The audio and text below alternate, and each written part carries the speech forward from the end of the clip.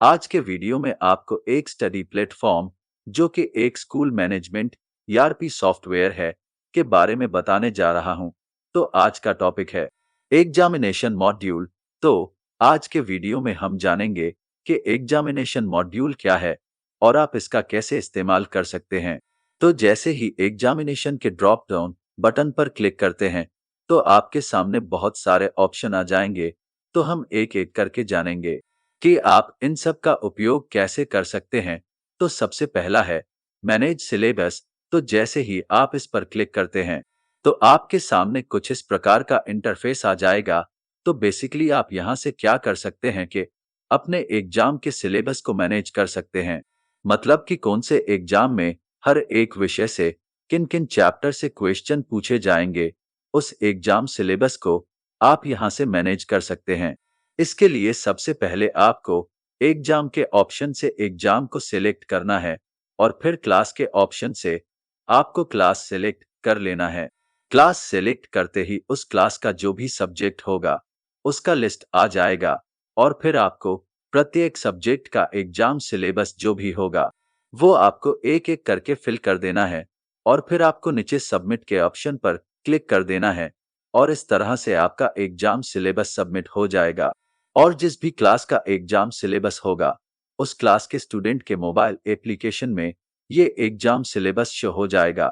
ऊपर आपको एक और ऑप्शन दिख रहा होगा व्यू सिलेबस। तो जैसे ही आप इस पर क्लिक करते हैं तो आपने जो भी सिलेबस जिस भी क्लास के लिए बनाए होंगे उसका लिस्ट शो हो जाएगा और आप चाहें तो इसे एडिट के ऑप्शन से फिर से एडिट भी कर सकते हैं और डिलीट के ऑप्शन से आप उस सबमिट सिलेबस को डिलीट भी कर सकते हैं।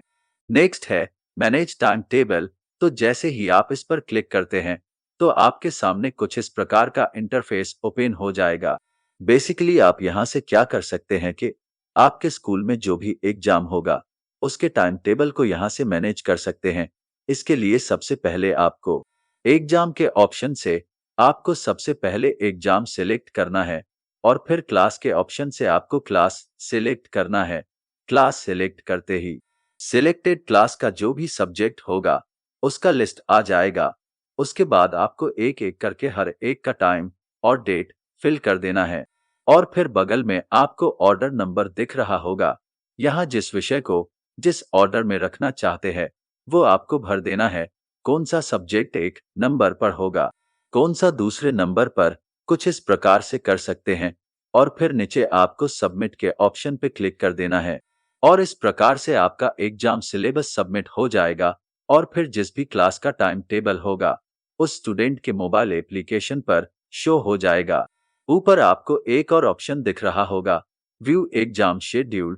तो जैसे ही आप इस पर क्लिक करते हैं तो अपने जो भी एग्जाम टाइम टेबल बनाए होंगे वो सारे लिस्ट आ जाएंगे और आप चाहें तो यहां से इसे एडिट के ऑप्शन से एडिट कर सकते हैं। अगला है आपका ऐड एग्जाम। तो जैसे ही आप इस पर क्लिक करते हैं तो आपके सामने कुछ इस प्रकार का इंटरफेस ओपन हो जाएगा। तो मुख्य रूप से आप यहां से क्या कर सकते हैं कि यहां से आप किसी भी टाइप का एग्जाम हो या टेस्ट हो तो आप यहां से ऐड कर सकते हैं। उसके लिए सिंपली आपको ऐड एग्जाम में जो एग्जाम या टेक्स्ट हो आपको उस एग्जाम का नाम टाइप कर देना है और फिर ऐड एग्जाम पर क्लिक कर देना है और इस तरह से आपका एग्जाम ऐड हो जाएगा। ऊपर आपको एक और ऑप्शन दिख रहा होगा व्यू एग्जाम टाइप। तो यहाँ पर क्लिक करके सभी एडेड एग्जाम को चेक कर सकते हैं। इसी में एक ऑप्शन है रिनेम रिपोर्ट कार्ड। तो कोई स्पेलिंग मिस्टेक हो या इस एग्जाम टाइप का नाम रिपोर्ट कार्ड में कुछ अलग दिखाना चाहते हैं तो आप यहां से रीनेम कर सकते हैं। तो मैं आशा करता हूं कि आप ये मॉड्यूल पूरी तरह समझ गए होंगे। तो मिलते हैं नेक्स्ट वीडियो में एक नए मॉड्यूल के साथ।